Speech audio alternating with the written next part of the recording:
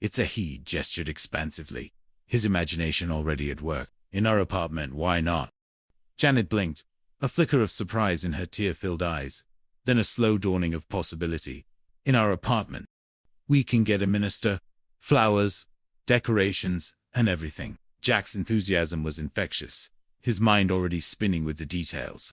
He envisioned transforming their cozy living room into a chapel, a place imbued with warmth and personal touches, far more intimate and meaningful than any cold government building.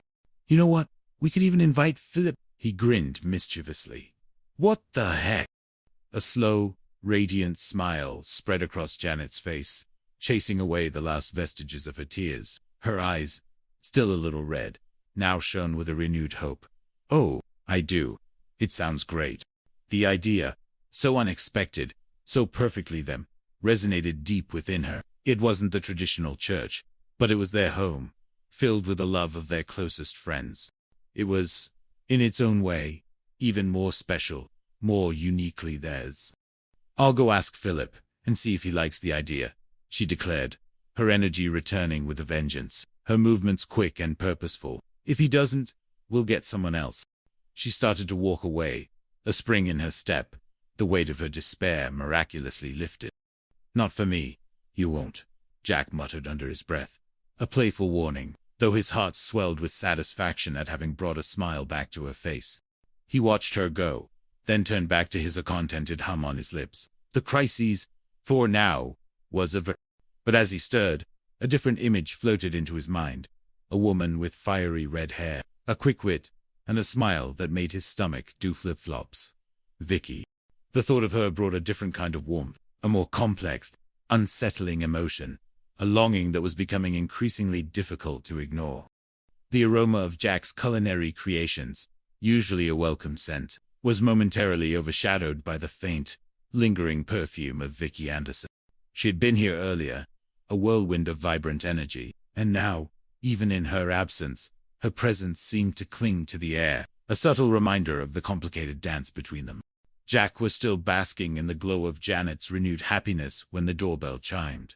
A sharp, insistent sound. He glanced at his watch. Too early for Janet to be back, too late for Terry to be just waking up. He opened the door to find Vicky standing there, a nervous energy radiating from her, a subtle tremor in her usually confident posture.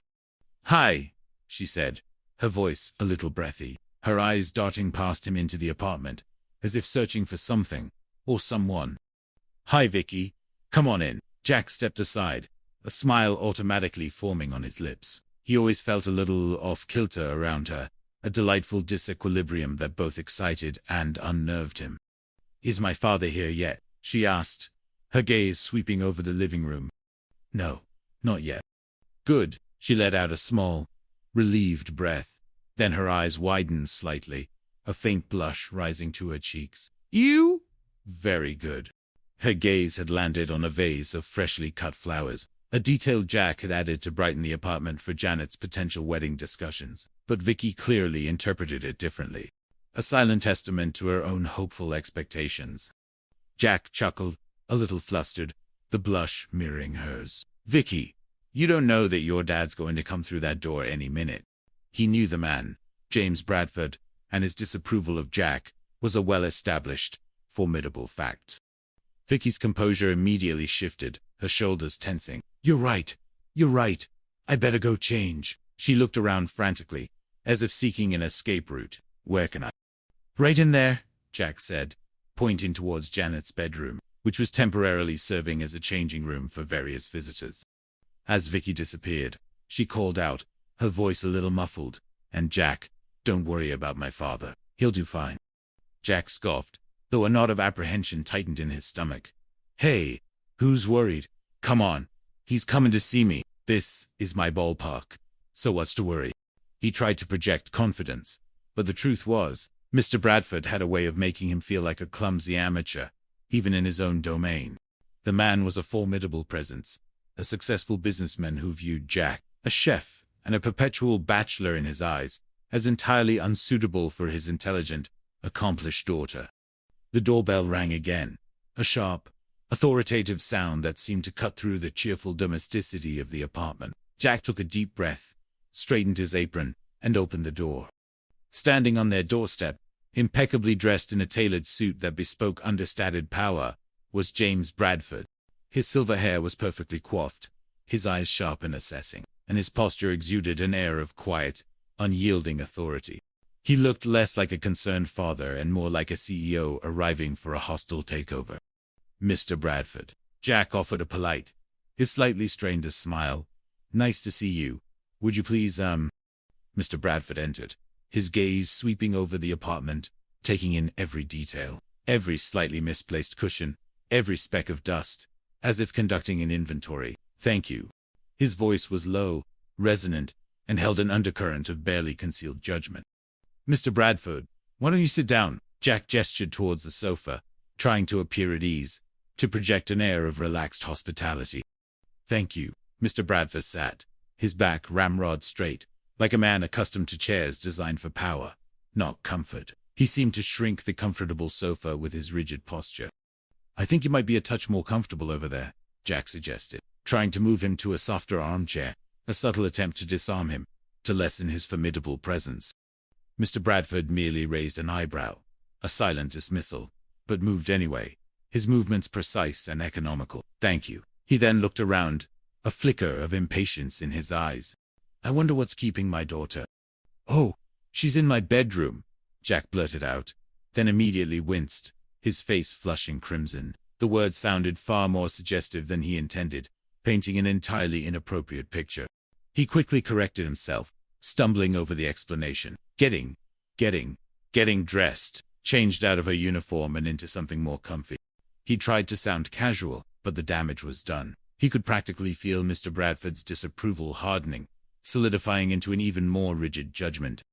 Would you like some wine?" Jack offered, desperate to fill the silence, to offer some semblance of hospitality, to diffuse the palpable tension. "Thank you. None for me.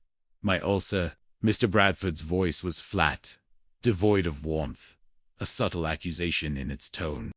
"I didn't know you had an ulcer," Jack said, genuinely surprised, a flicker of genuine concern crossing his face. "Came on suddenly about 2 weeks ago." Mr. Bradford's eyes narrowed, fixing on Jack with an unnerving intensity, a gaze that felt like a physical weight. "That's about the time Vicky and I started seeing each other." The implication was clear, sharp as a surgeon's scalpel. Jack was the source of his suffering, the cause of his physical ailment. Jack felt a wave of exasperation, a familiar weariness settling over him. This was always the dynamic. He was the irresponsible, charming rogue, and Mr. Bradford was the vigilant guardian, the righteous patriarch. "Look, Mr. Bradford," Jack began, choosing his words carefully, trying to bridge the chasm between them. "I realize that we didn't exactly hit it off the first." He paused, searching for a diplomatic phrase, a neutral ground.